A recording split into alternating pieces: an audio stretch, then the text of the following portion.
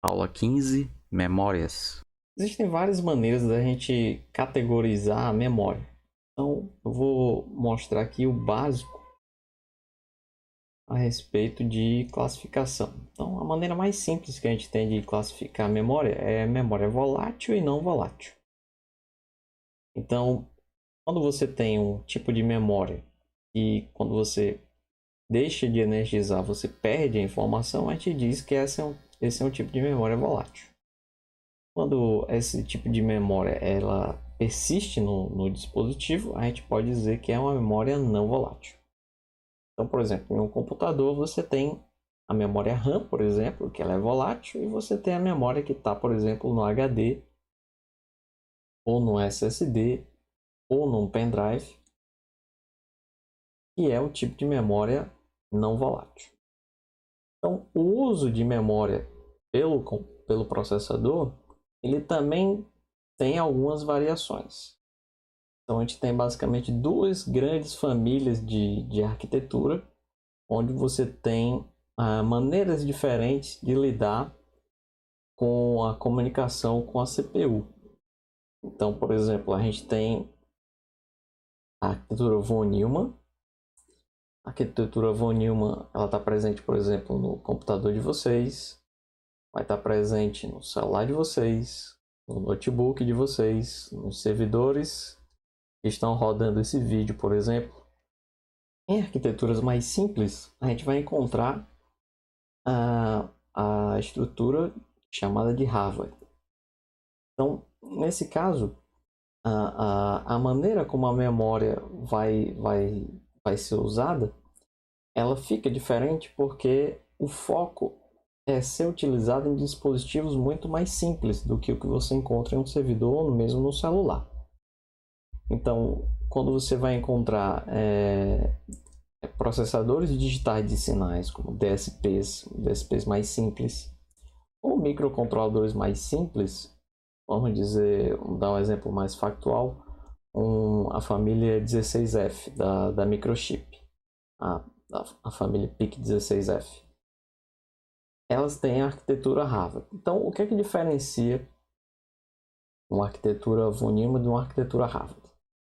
Bom, numa arquitetura von Neumann, você usa toda a memória que você tem, você usa a memória que você tem disponível para guardar tanto os dados quanto o código.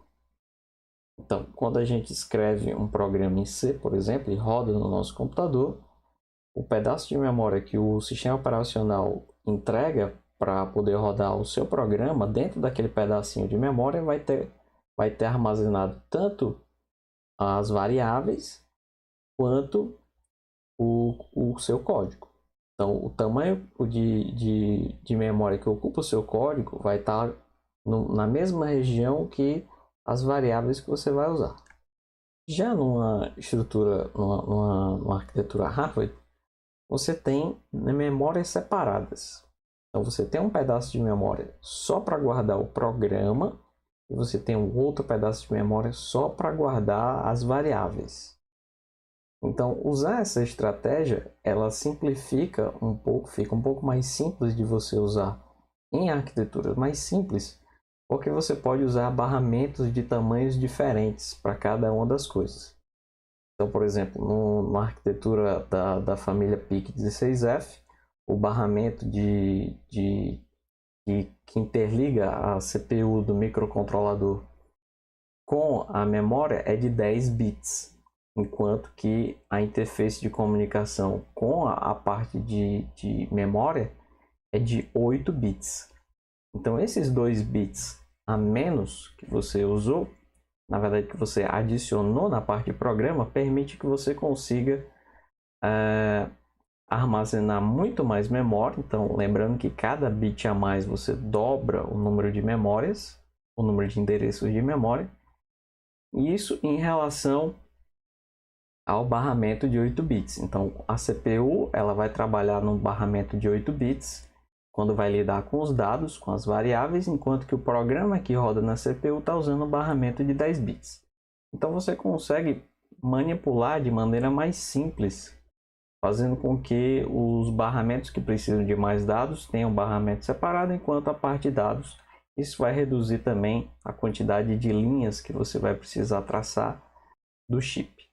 Bom, vamos falar então um pouco da memória ROM. Então, a memória ROM, de maneira genérica, ela foi pensada de um jeito, mas na medida que o tempo foi passando, ela acabou ganhando novas habilidades. Então, quando a gente fala em memória ROM, o ROM nesse caso é Read Only Memory, ou seja, memória de somente leitura. Então essa parte é muito importante, porque, por exemplo, a ideia é fazer com que, uma vez que a informação esteja na memória, ela não vai poder ser alterada. Quer dizer, então, que você poderia, por exemplo, como acontece, você pode pegar e guardar o seu programa dentro de um microcontrolador, você embarca isso num dispositivo e vende. E aí você espera que aquela memória seja de apenas leitura. Quer dizer que o pessoal não vai poder alterar os dados que estão guardados lá dentro. Bom, no final das contas, o pessoal sempre acaba arrumando um jeito de manipular, né? Que seja tirando o chip e colocando o outro.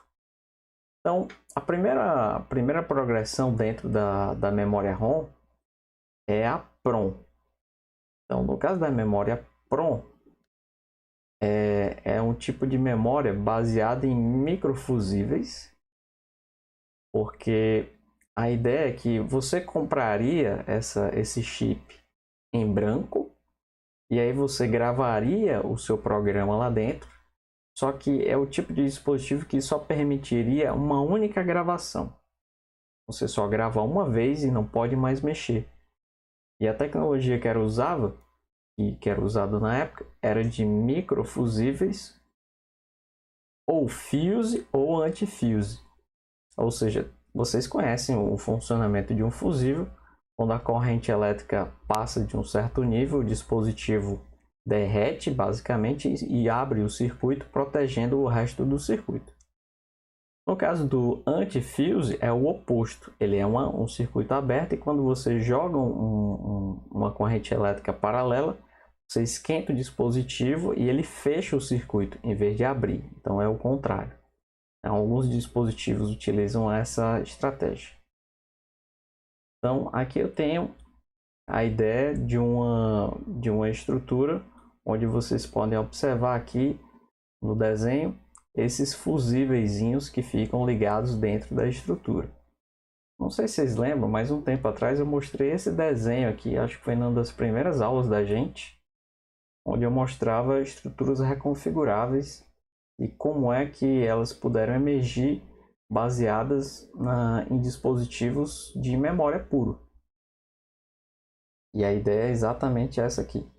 Então, se você queimar os fusíveis no lugar certo, você faz com que esse dispositivo acabe guardando essa informação. Toda vez que você tentar acessar um endereço específico, o valor correspondente vai aparecer dependendo dos fusíveis que você vai queimar.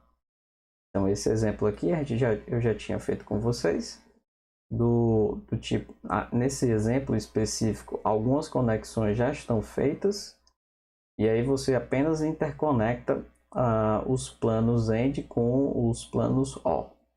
E aí você faz queimando alguns dos fusíveis, montando esse tipo de circuito lógico. Eu não vou gastar muito tempo com essa parte, porque a gente já viu anteriormente.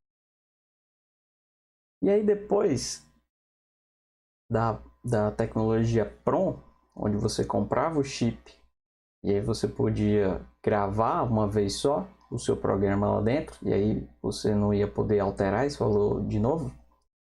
O próximo passo tecnológico foi a tecnologia do Floating Gate, voltado para transistores. Mais uma vez eu estou falando aqui de transistores, eu já sei que vocês não viram ainda a parte de eletrônica com transistores com nível de aprofundamento, mas todas as vezes que eu menciono isso para vocês, eu sempre peço que vocês, dentro da parte digital, interpretem um transistor como sendo uma chave que vai abrir ou fechar. Então eu vou tentar continuar usando essa mesma analogia para que todo mundo entenda perfeitamente do que eu estou falando. Então durante essa aula de hoje eu vou falar mais algumas vezes sobre esse tipo de tecnologia. Então com essa analogia eu espero que todas as vezes que eu mencioná-la vocês consigam compreender bem. Então imaginem só, um transistor ele vai funcionar para a gente, aqui simplificando bastante, como se fosse um relé. Um relé, vocês devem lembrar que quando a gente joga uma corrente elétrica no relé, ele abre o circuito ou fecha dependendo de como você utiliza. O transistor ele funciona de maneira muito parecida. A diferença é que ele não tem peças móveis, certo? Então, esse gráfico que vocês estão vendo aqui, ele relaciona a tensão que você joga nesse pino do meio, do gate, é o nome desse pino aqui do meio, e a corrente que flui do dreno para a fonte. Então, a corrente elétrica vem do dreno e segue para a fonte.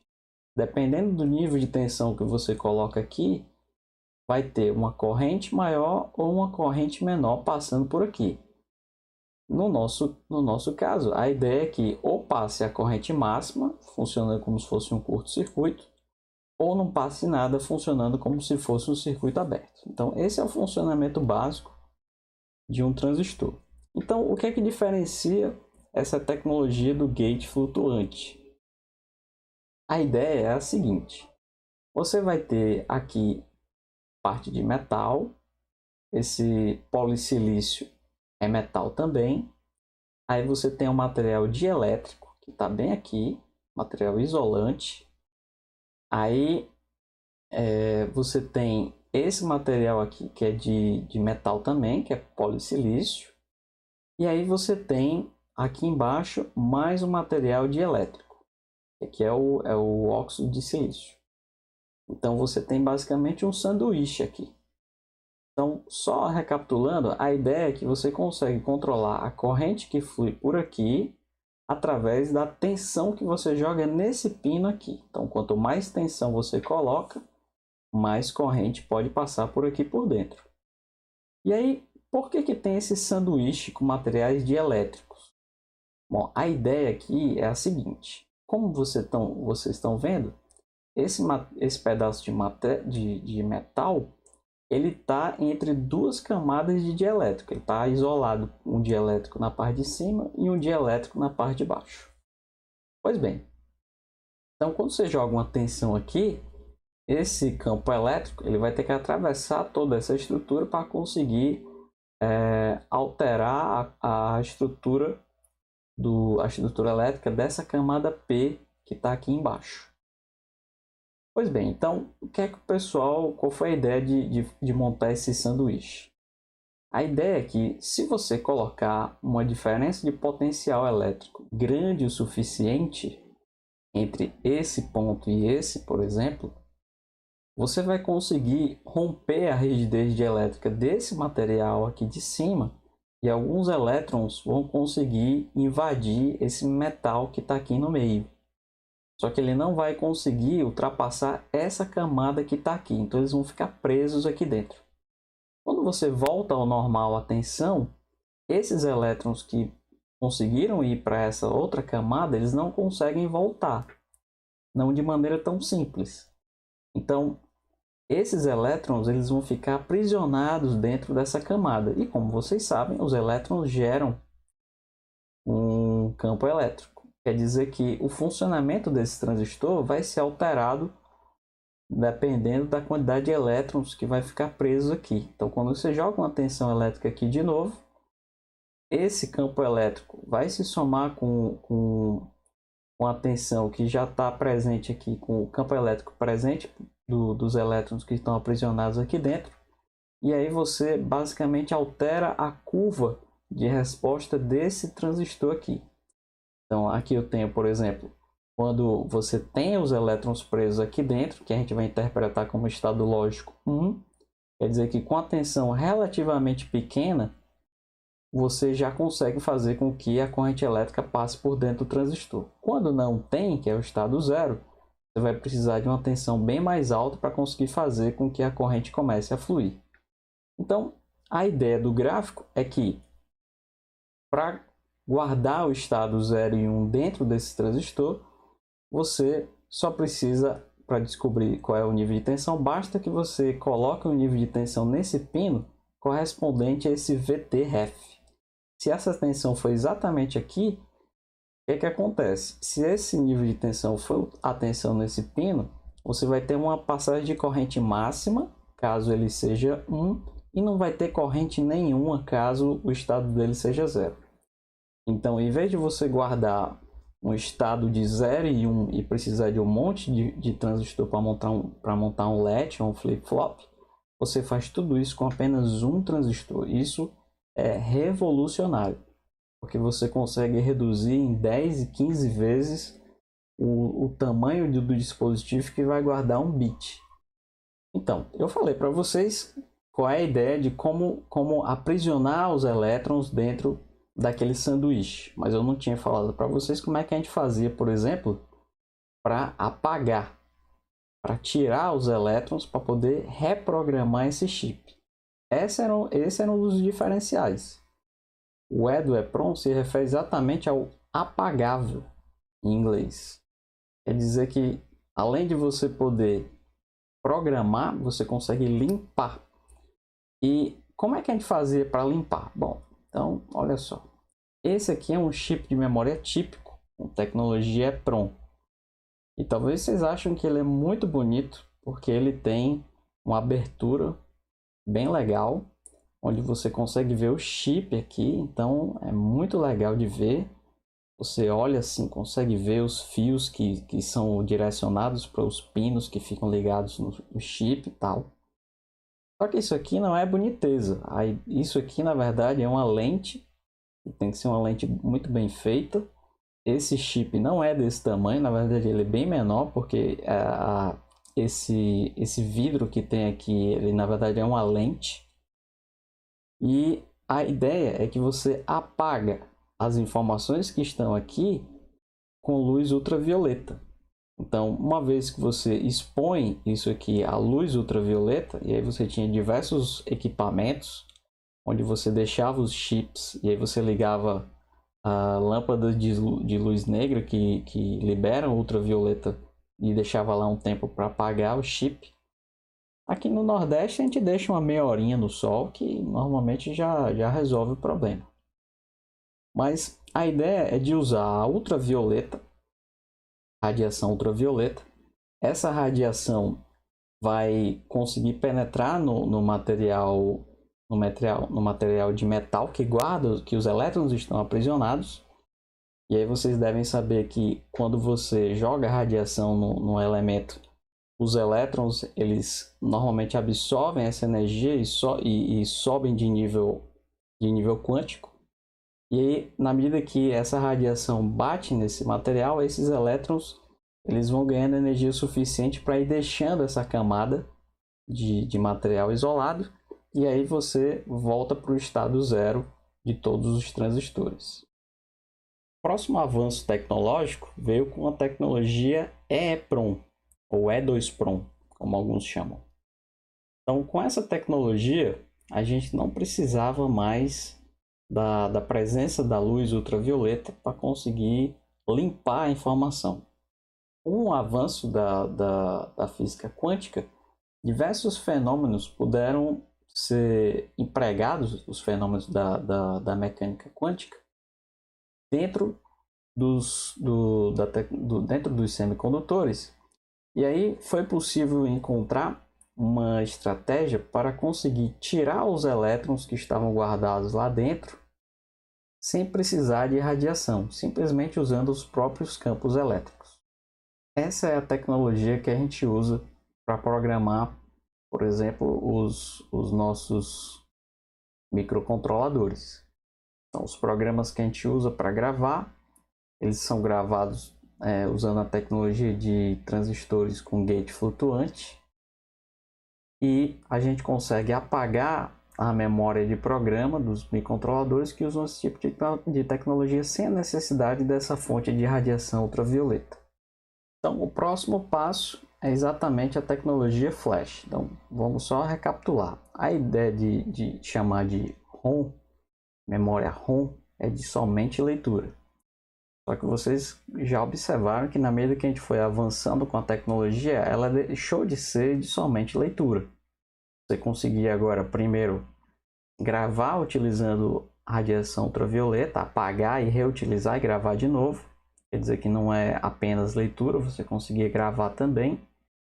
E com a tecnologia E2PROM, a gente conseguia agora apagar e ler, escrever, tudo isso simplesmente utilizando a eletricidade. E agora, com a tecnologia flash, você vai utilizar aquela tecnologia do gate flutuante para avançar em arquiteturas que conseguiam ou ler mais rápido as informações ou escrever mais rápido, dependendo do tipo de coisa que você vai precisar priorizar. Então, dentro da família Flash, a gente vai ter os mais conhecidos, que é a tecnologia NAND e a tecnologia NOR, mas tem outras menos conhecidas, que é a AND, a de NOR e a TPOLY. Então, essa aqui é uma arquitetura simplificada de uma estrutura flash do tipo NAND.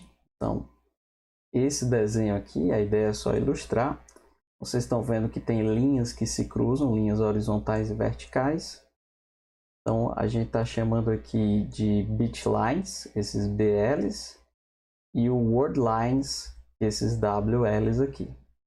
Então, a ideia é montar a estrutura em forma de matriz, e aí, quando a gente vai implementar, cada uma dessas interseções, na verdade, é um FGMOS, um Float Gating Metal Oxide Semiconductor.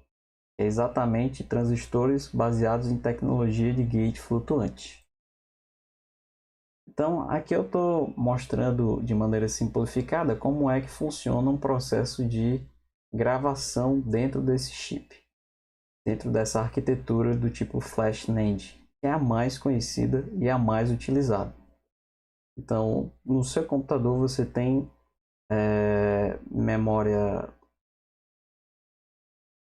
memória flash, seja no seu pendrive ou no seu SSD, e ele com certeza ele é constituído dessa arquitetura do tipo NAND.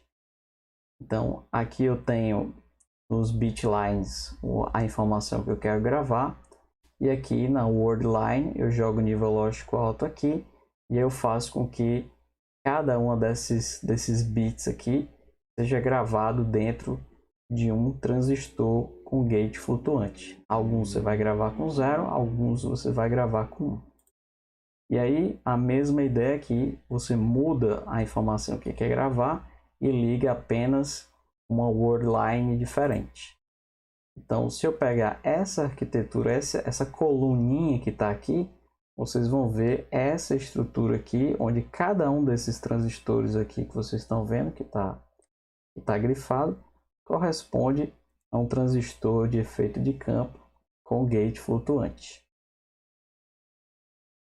E aí a gente tem a questão dos níveis. Então, a ideia é que cada transistor desse consiga trabalhar não apenas com ou não tem elétrons na camada do meio ou tem elétrons na camada do meio. Essa tecnologia ela evolui ainda a cada dia. Então, qual é a ideia? Então, vamos só relembrar aqui. A ideia de ter um gate flutuante é ou você joga elétrons a mais dentro daquela camada do meio de metal entre dois dielétricos, ou você não coloca. Beleza, então é isso. Então a gente tem dois níveis, ou tem elétrons ou não tem elétrons. Ok, esse tipo de tecnologia a gente chama de SLC, ou seja, Single Level Cell. É uma célula que tem apenas o nível 0 ou o nível 1. Então esse aqui é o tipo, esse é o tipo de tecnologia que você vai encontrar, por exemplo, em servidores. Os servidores que utilizam HDs do tipo SSD, SLC são normalmente os mais caros, porque eles são bem mais resistentes. Então, eles são caros, são muito resistentes e normalmente são construídos com uma quantidade de memória bem maior para poder ser utilizado em servidores. Só que para você conseguir popularizar essa tecnologia, você precisava arrumar um jeito de diminuir o nível de complexidade. Então, o que é que o pessoal conseguiu fazer? Perceba a evolução da tecnologia. O pessoal conseguiu não apenas jogar elétrons e retirar elétrons. Eles conseguiam agora, a partir desse momento, dosar a quantidade de elétrons que você conseguiria jogar naquela camada do meio. Com isso, além de não ter os elétrons lá, você ainda conseguia dizer se tinha pouco, médio ou muito elétron naquela camada. Uma vez que você consegue diferenciar esses 4 níveis diferentes, você passa a poder codificar 2 bits em cada transistor. Isso quer dizer que você consegue fazer com que, para a mesma quantidade de transistores de antes, você consegue agora guardar o dobro de memória. Então, tecnologias MLC conseguem guardar o dobro de memória do que um tipo de memória SLC. A diferença é que você consegue guardar 2 bits em um transistor apenas. Só que isso também tem um preço. A vida útil desses transistores vai decair muito mais rapidamente do que com a tecnologia SLC. E esse é um dos motivos da tecnologia SLC ainda ser muito utilizada em servidores. Porque os servidores, eles tratam de quantidades massivas de dados e precisam realizar processos de leitura e escrita de maneira muito mais intensiva do que o computador da sua casa, por exemplo. Só que a tecnologia conseguiu evoluir um pouco mais. Então, a ideia aqui é que, a partir desse ponto, a gente tem a tecnologia TLC, que é o Triple Level Cell. Nesse caso, o pessoal conseguiu refinar ainda mais essa tecnologia e conseguiu fazer com que 8 quantidades de elétrons dentro de um único transistor pudessem ser diferenciados. E uma vez que você tem 8 estados, você passa a poder codificar não 2, mas 3 bits. Isso quer dizer que vai ter 1.5 vezes a capacidade de um MLC. Mas, como eu tinha dito para vocês, isso tem um preço. Você vai ter uma redução ainda maior da vida útil desse tipo de memória. Hoje em dia, nós temos o QLC, que não está fazendo parte aqui dos slides, mas eu já posso aproveitar para atualizar vocês. Então, hoje a gente tem tecnologia QLC, que é de quadrilevel, e estamos caminhando para mais níveis. Consequentemente, a gente vai ter memórias mais baratas e que duram cada vez menos. Para compensar esse desgaste, os fabricantes desenvolvem várias tecnologias. Então, uma das tecnologias que comumente é utilizada em drives SSD é um rodízio desses transistores, justamente para que não tenha um específico que acabe sendo usado mais do que os demais. Então, alguns fabricantes desenvolvem essa tecnologia para fazer um rodízio desses transistores para que todo mundo tenha um desgaste mais ou menos parecido. Em compensação, quando der problema, você já deve imaginar que não deve ter muita volta. Então, é sempre bom ter um backup. Bom, aqui a gente tem a tecnologia flash do tipo NOR. Ela é parecida com a tecnologia NAND. A diferença é que o tempo de leitura e de escrita difere entre os dois. Um deles você consegue fazer uma leitura mais rápida, enquanto que o outro consegue fazer uma escrita mais rápida. Então isso vai depender muito do tipo de coisa que você precisa fazer. Aqui, como vocês podem observar no detalhe, cada um desses transistores é ligado mais ou menos como se fosse em paralelo. É justamente o oposto do que acontece na tecnologia NAND. Então aqui eu tenho um quadro resumo comparando a tecnologia NAND e a NOR. Então a gente vai ter na NAND um pequeno tempo de gravação, enquanto que a NOR tem um grande tempo de gravação. A gente tem processo de leitura e escritas feitas em bloco, de maneira semelhante a um HD, que é separado em trilhas e setores, enquanto que a tecnologia NOR, o acesso é individual aos endereços de memória de maneira semelhante ao que acontece em memória RAM. A gente vai ter um grande tempo de leitura na tecnologia NAND, enquanto um pequeno na tecnologia NOR.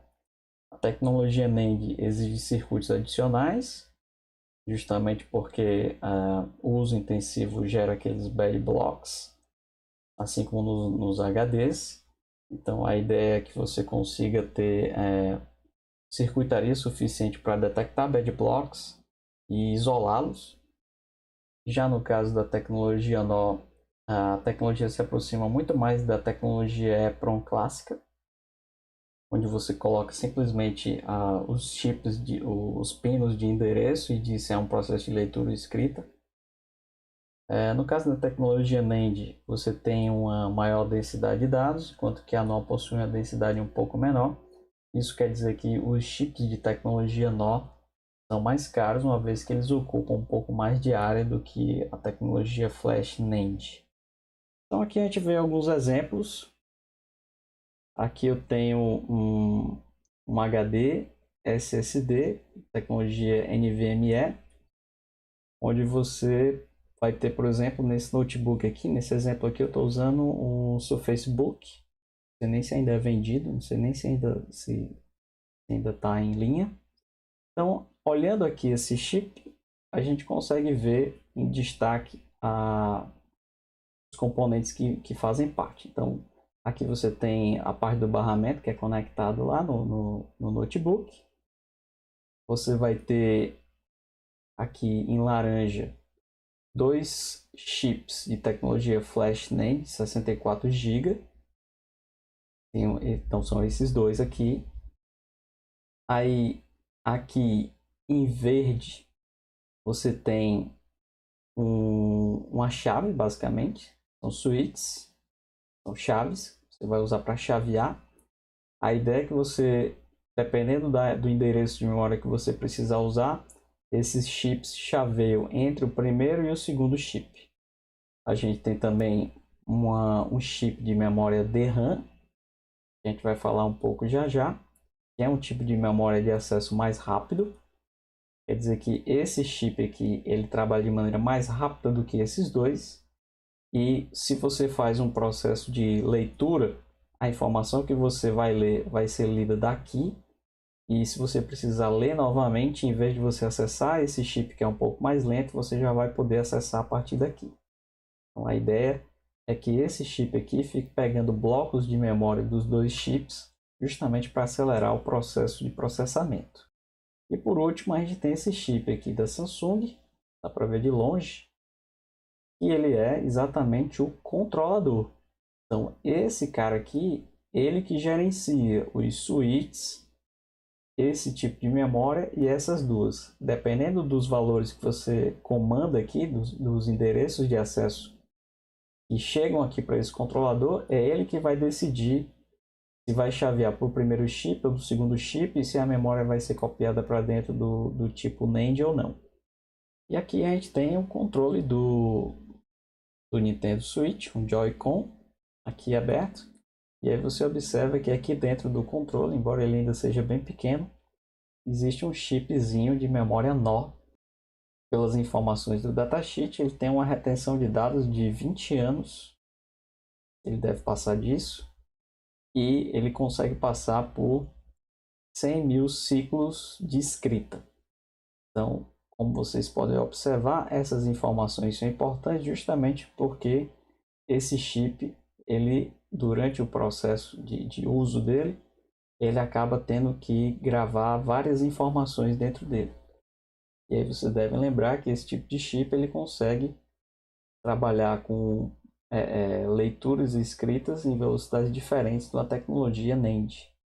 Bom, continuando a falar de memória, a gente vai falar agora de memória RAM. Então a gente tem basicamente três famílias de memória RAM. Na verdade são duas. A SDRAM é como se fosse uma evolução da DRAM. Então a memória RAM, a sigla é de memória de acesso aleatório.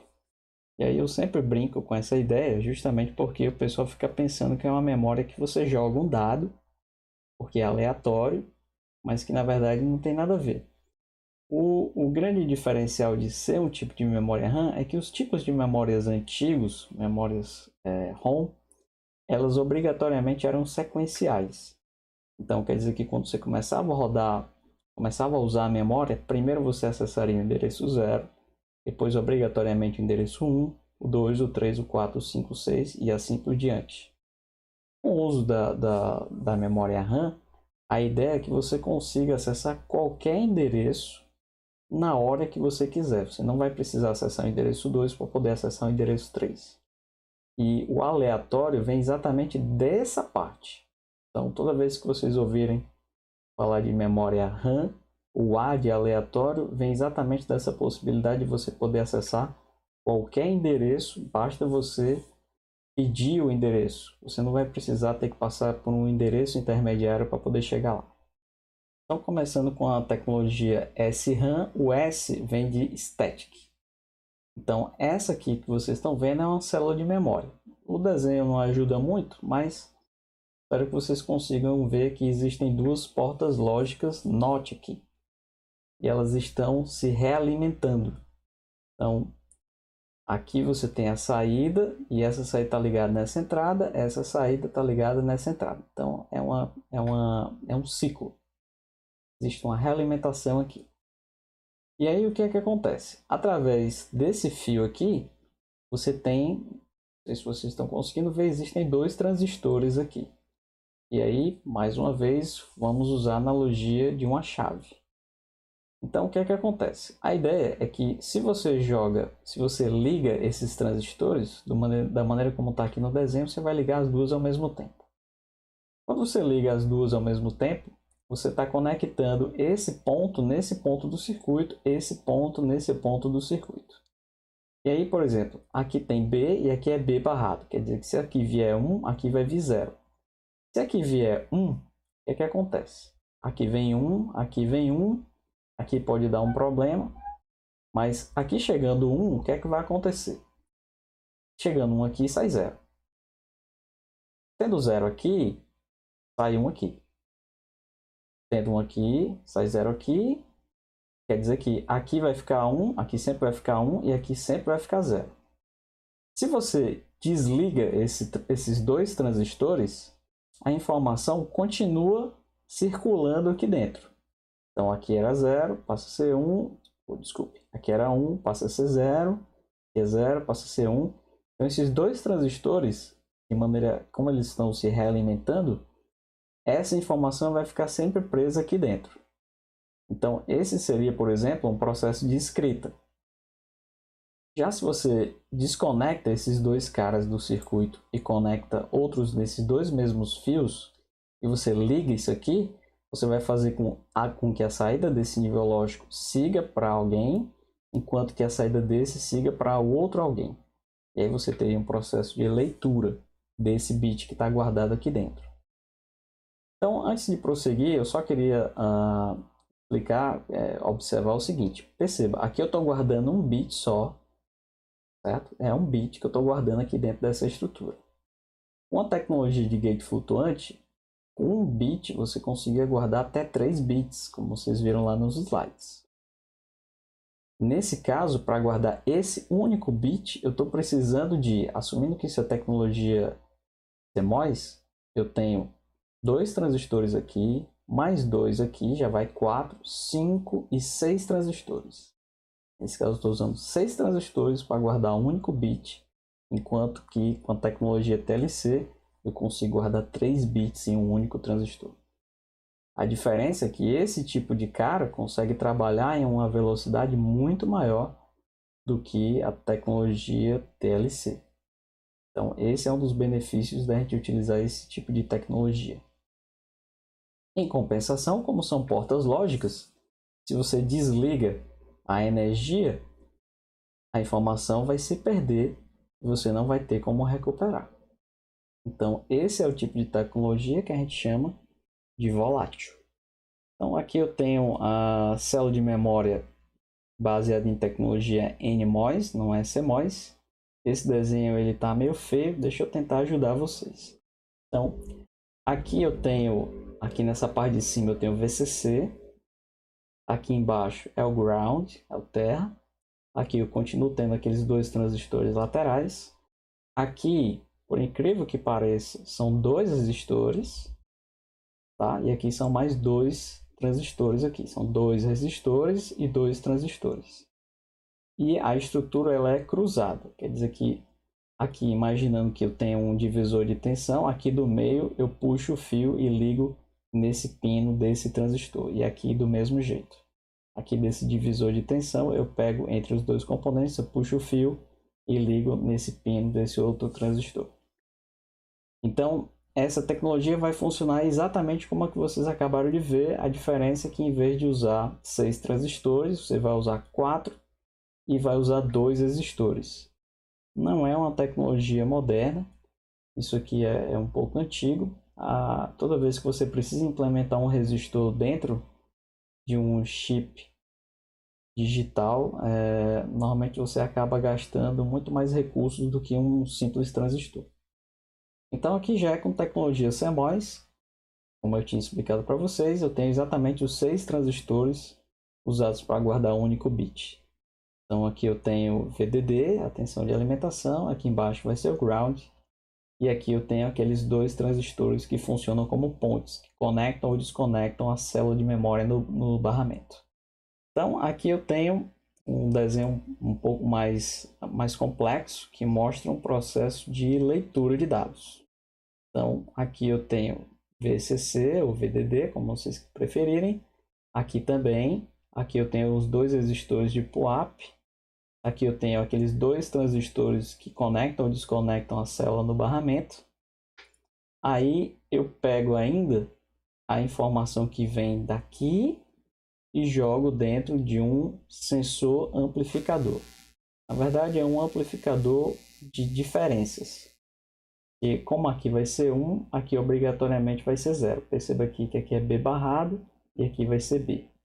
Então vocês devem ter observado que na célula de memória você tem um lado da célula com um nível lógico específico, enquanto que o outro lado fica com o mesmo nível lógico, só que barrado. Então aqui eu tenho um processo de... Aqui eu tenho uma borda de subida dentro desse pino aqui, né? Nesse fio que está ligado nesses dois transistores. E quando isso acontecer, você vai pegar o nível lógico 0 que está desse lado e 1 que está desse lado e joga dentro desse dispositivo.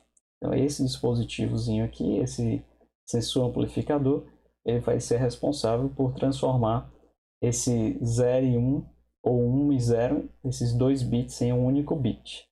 Lembrando que nesse caso não existe possibilidade de ser 00 ou 11, porque são duas portas NOT realimentadas.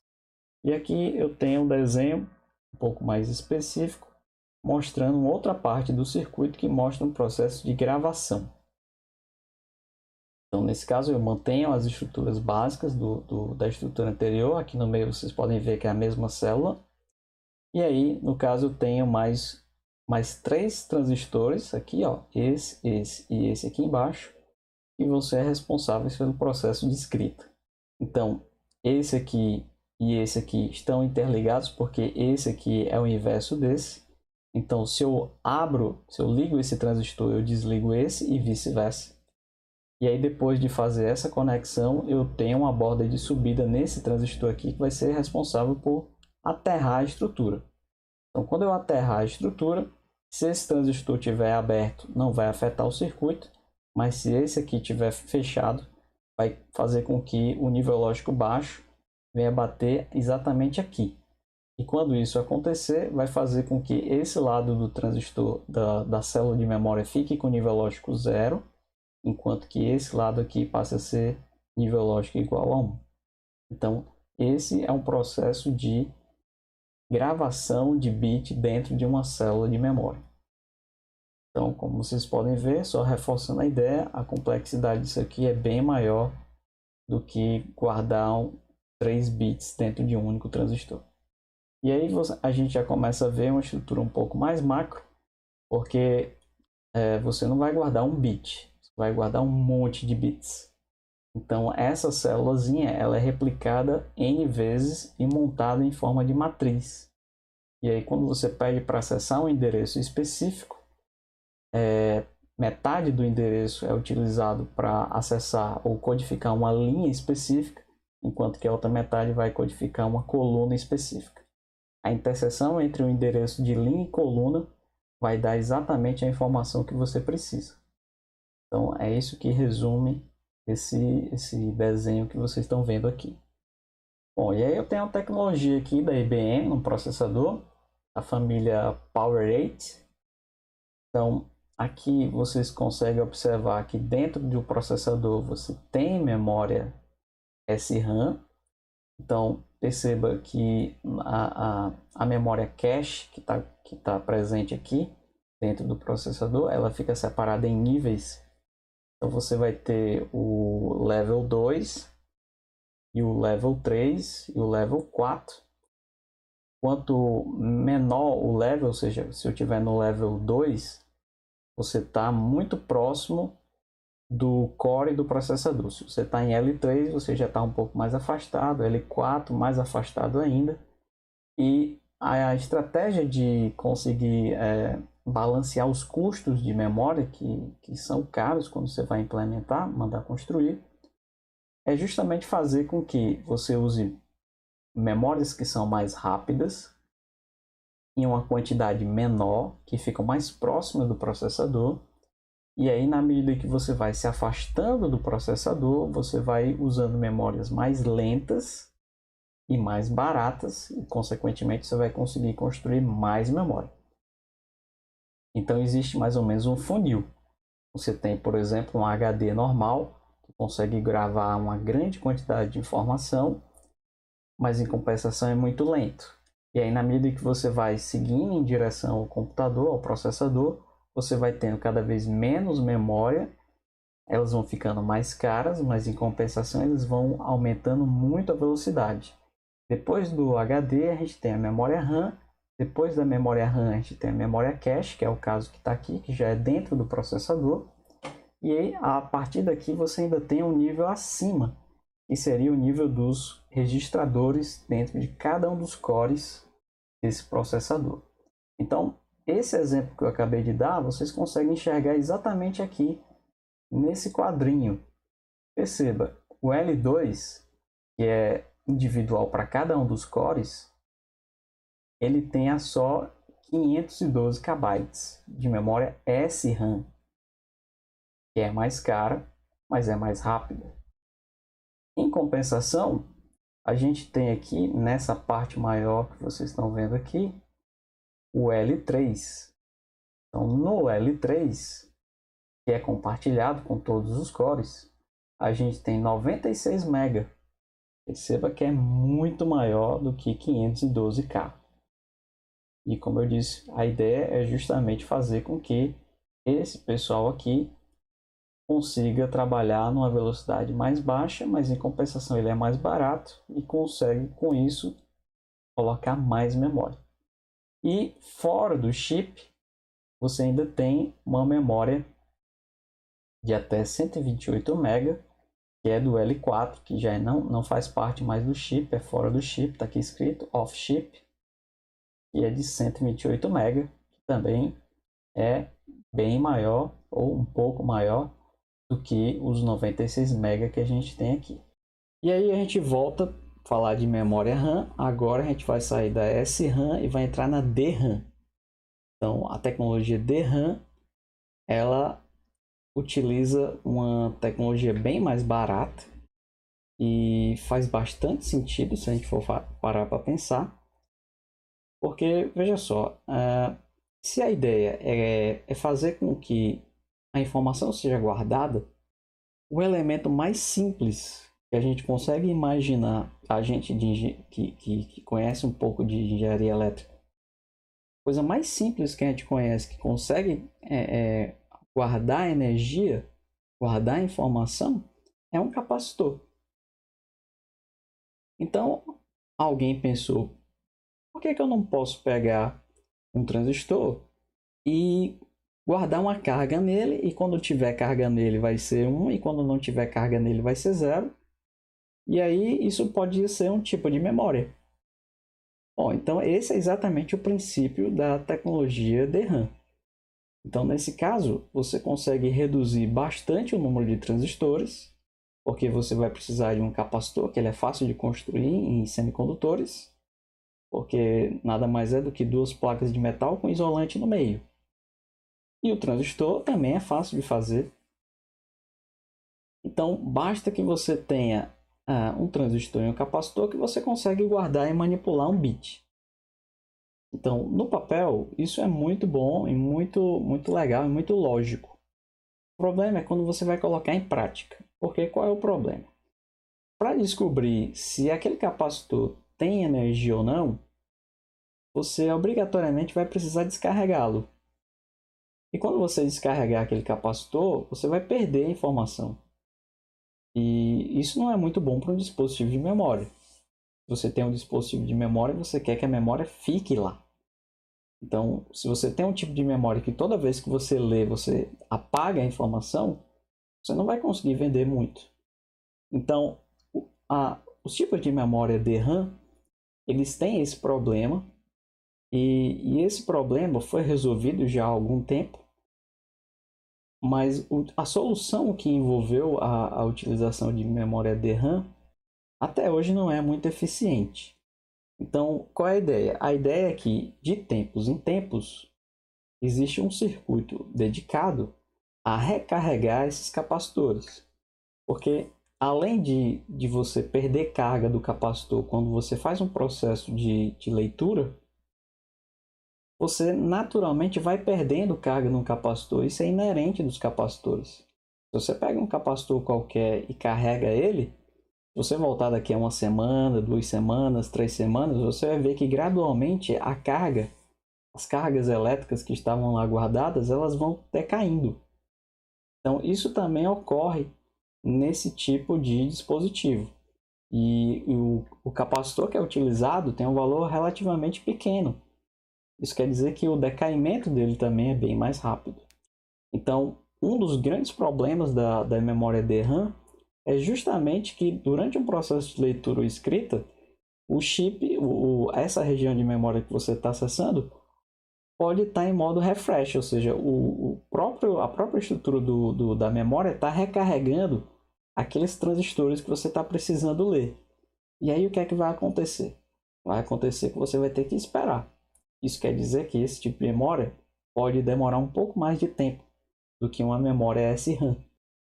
Pronto, então a ideia é que você monte uma matriz, como a que vocês estão vendo agora, e aí a mesma estratégia que a gente utilizou antes. Você pega os bits de endereço, vamos dizer que eu tenha 4 bits de endereço, 2 bits você usa para acessar a linha, 2 bits para acessar a coluna, e aí você consegue acessar um ou mais transistores com o capacitor lá, que está acoplado a ele, de uma vez, fazendo um processo de leitura ou um processo de escrita. Então, durante um processo de escrita, se você vai gravar um, você vai, na verdade, carregar o capacitor. Se você vai gravar um 0, você vai, na verdade, descarregar esse transistor. E aí nós temos a evolução da memória DRAM. Vocês acabaram de observar que esse tipo de memória tinha um problema antigamente, que era exatamente quando você ia fazer um processo de leitura ou escrita e aquele pedaço de memória estava sofrendo um refresh. Isso quer dizer que você ia ter que esperar até que o processo de refresh terminasse para você poder acessar a informação que você quer. Então, com a tecnologia SRAM, o S é de síncronos, você faz com que dentro de um computador o processo de refresh ele aconteça sempre num momento que não vá atrapalhar o processo de leitura e escrita. Então, a ideia é que você pegue e faça com que o chip entenda, lendo o barramento da placa-mãe, quais são os momentos em que a CPU pode fazer um processo de leitura ou escrita. Então, o próprio chip já desvia desses períodos de tempo e faz com que o refresh dos capacitores ocorra no momento que nunca vai atrapalhar o processo de leitura e escrita. E aí, consequentemente, isso faz com que esse tipo de memória ganhe velocidade. O seu computador, a sua memória RAM, vai trabalhar de maneira mais eficiente.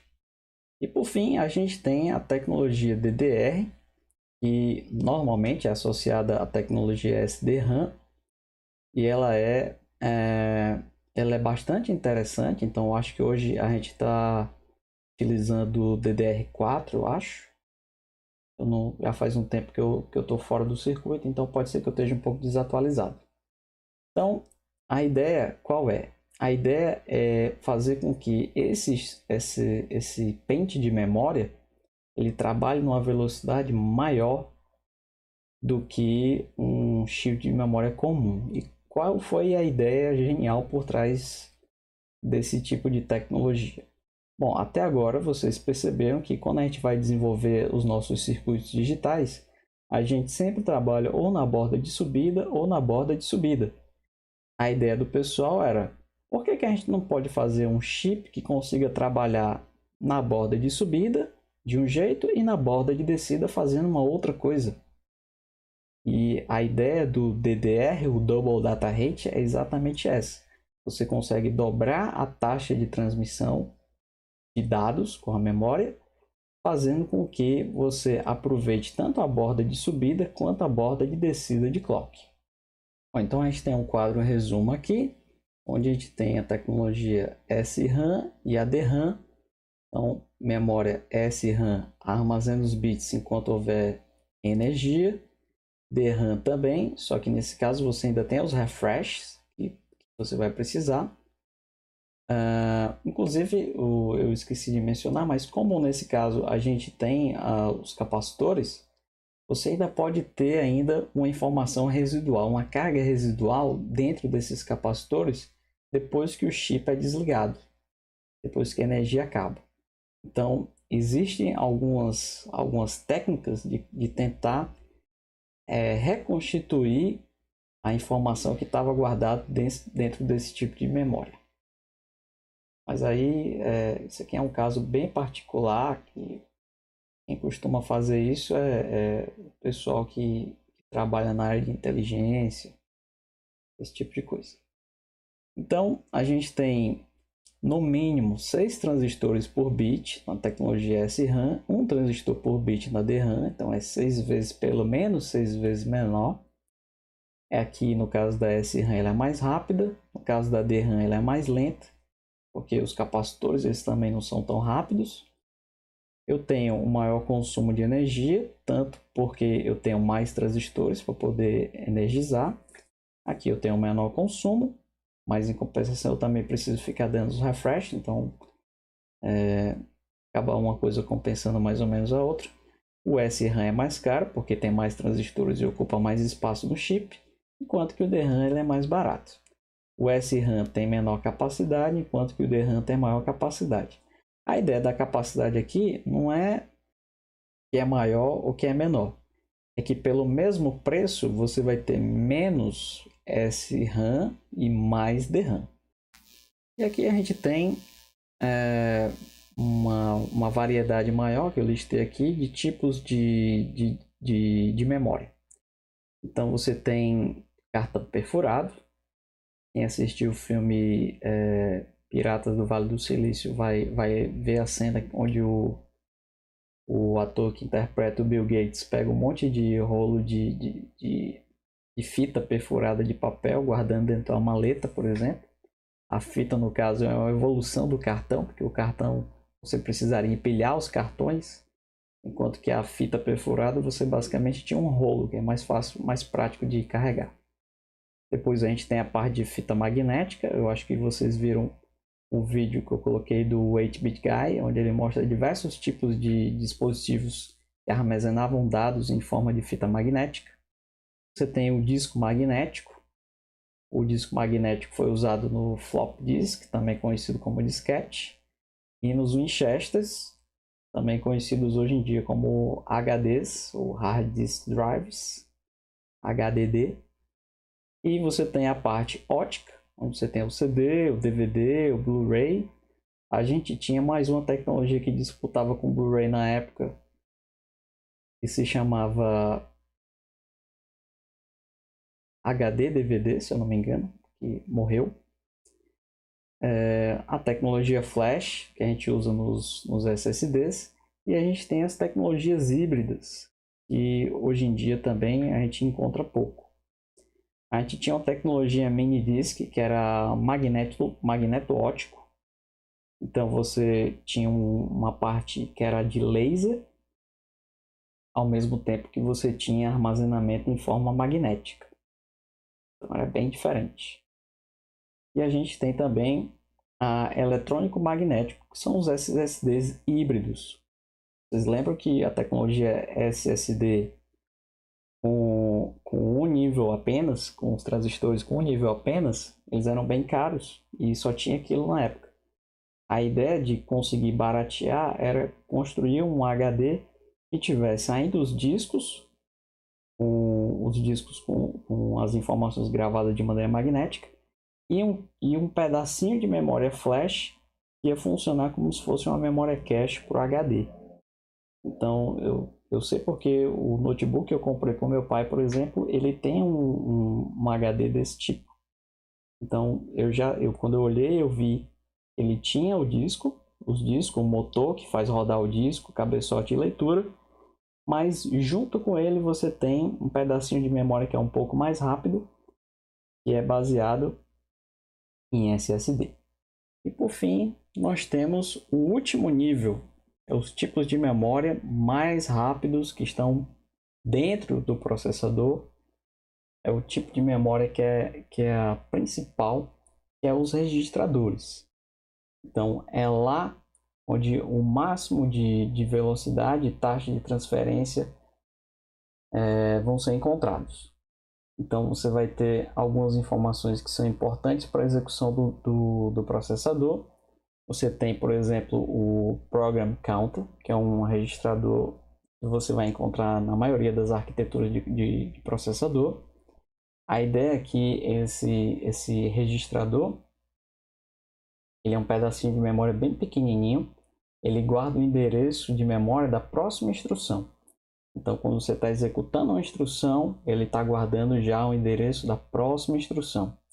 E quando você tem um if, por exemplo, ou um while, ou um for, onde você gera uma bifurcação, quer dizer que você vai ter que saltar ou para um endereço ou para outro endereço. Então, é através desse cara que você consegue chavear para qual endereço você deve pular. Você também tem um registrador chamado flags ou status, depende do fabricante, e vai guardar informações a respeito da unidade lógica aritmética, por exemplo. Então, toda vez que você faz um processo de soma, subtração, multiplicação ou divisão, vários bits desses registradores são setados justamente para indicar qual é a situação da ULA. Então, por exemplo, toda vez que você faz uma conta e dá zero, tem um bit específico lá que acende toda vez que o resultado dá zero. Se, por exemplo, a informação que está guardada lá gera um bit paridade 1 ou 0, você tem um bit lá que acende para 0 ou para 1 e guarda já o bit paridade. Isso é gerado automaticamente. Se, por exemplo, o resultado da sua soma deu um overflow, você já tem um outro bit lá que acende indicando que deu overflow ou não. Então existem vários bits para dar exatamente essas informações. E é com base nessas informações que o processador toma diversas outras decisões. A gente tem a figura do acumulador também, que é muito utilizado em processadores mais simples. A ideia do acumulador é exatamente aquela estrutura realimentada, onde você tem, por exemplo, você vai somar A mais B mais C. Então você faz primeiro a primeira soma, guarda isso no acumulador para poder somar o terceiro elemento. E aí você vai utilizando esse pedacinho de memória só para guardar um número para facilitar o processo de resolução de operações matemáticas. Você também tem o Instruction Register, que serve para guardar uma instrução. Algumas arquiteturas utilizam esse cara como se fosse um ponteiro, por exemplo. E tem outras aplicações que vocês vão poder ver com um pouco mais de detalhes na disciplina de arquitetura de computadores. Bom, gente, a gente fez um overview hoje a respeito de todos os tipos de memória que vocês possam imaginar, pelo menos as mais atuais. Eu acho que não valeria muito a pena a gente gastar energia falando sobre cartão perfurado e rolo de papel perfurado. Então, acabei focando mais em tecnologias que são mais recentes. Espero que tenha ficado claro para vocês. Qualquer dúvida que vocês tiverem a respeito do vídeo ou do assunto, por favor, entre em contato. E por hoje é só. Até logo.